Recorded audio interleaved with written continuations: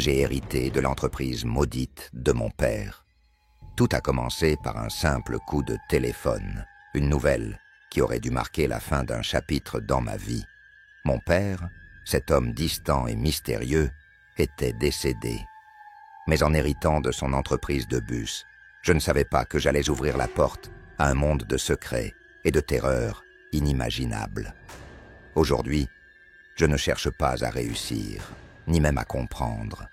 Je veux juste fuir. Si c'est ta première fois de tomber sur cette page, merci de t'abonner et de laisser un j'aime. J'ai grandi dans une famille aimante avec mes 2 parents. Mais j'étais enfant unique. Pourtant, en grandissant, je me suis souvent senti seul. Mon père, très pris par la gestion de son entreprise, était rarement présent. Et même lorsqu'il l'était, il semblait toujours ailleurs. Cette distance m'a poussé à prendre une décision importante. Je ne voulais pas répéter ses erreurs. Je refusais de mettre le travail avant ma famille. Aujourd'hui, je suis marié et j'ai mon propre foyer. J'ai donc choisi un métier plus simple et moins prenant, agent de sécurité. Ce travail me permettait de passer du temps avec mes proches, ce qui comptait plus pour moi que tout le reste. Un jour, il y a quelques années, j'ai reçu un appel de Joseph, un vieil ami de mon père. La nouvelle qu'il m'annonçait m'a coupé le souffle. Mon père était décédé. En tant que son fils unique, il me revenait de m'occuper des funérailles. Mes émotions étaient confuses.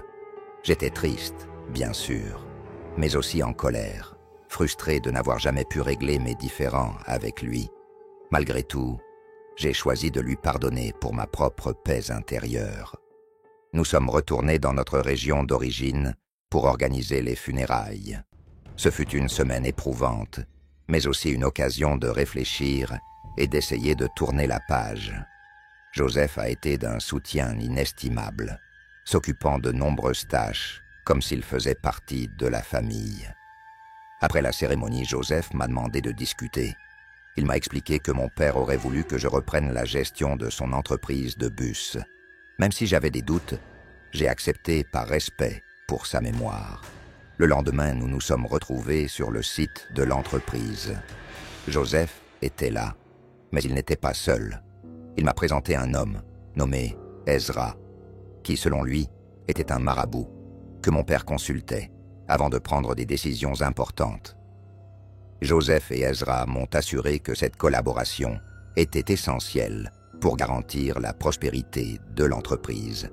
Après une courte discussion, Joseph m'a remis les clés, officialisant ainsi ma prise de fonction.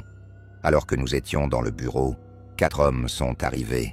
Leur arrivée m'a immédiatement mis mal à l'aise, surtout en voyant l'un d'eux qui ressemblait étrangement à quelqu'un que je savais décédé depuis longtemps. Ezra a alors aspergé ces hommes d'un liquide, tout en leur demandant de me reconnaître comme leur nouveau leader. À cet instant, une chose étrange s'est produite. J'ai vu une apparition qui ressemblait à mon père. Les 4 hommes ont baissé la tête, en signe de respect, puis l'apparition a disparu, aussi rapidement qu'elle était venue. Ezra m'a alors dit que je n'étais pas seulement à la tête d'une entreprise, mais aussi d'un héritage ancestral, mystérieux.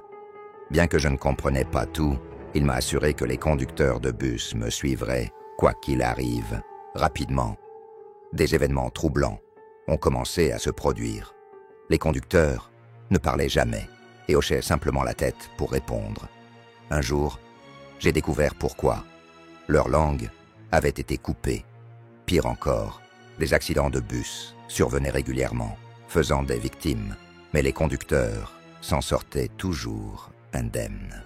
J'ai commencé à avoir des rêves ou des visions dans lesquelles je voyais les conducteurs boire le sang des victimes.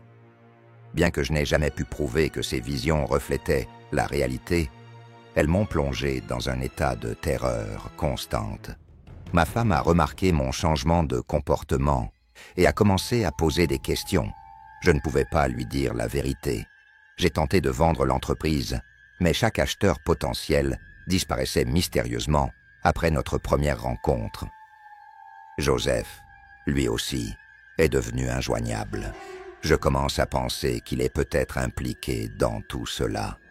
Je me sens piégé. 3 ans ont passé et mon existence est devenue un cauchemar sans fin. Chaque jour, je lutte pour ne pas sombrer davantage, pour protéger ma famille de ce que je ne peux leur avouer. J'ai hérité d'une entreprise, mais aussi d'un fardeau qui dépasse l'entendement humain. L'argent ne m'importe plus. Ce que je veux, c'est ma liberté, ma paix, et surtout ma vie avant qu'elle ne soit entièrement consumée par cet héritage maudit. Si tu as écouté l'histoire jusqu'ici, n'oublie pas de t'abonner et de laisser ton avis dans les commentaires. À la prochaine pour une nouvelle histoire.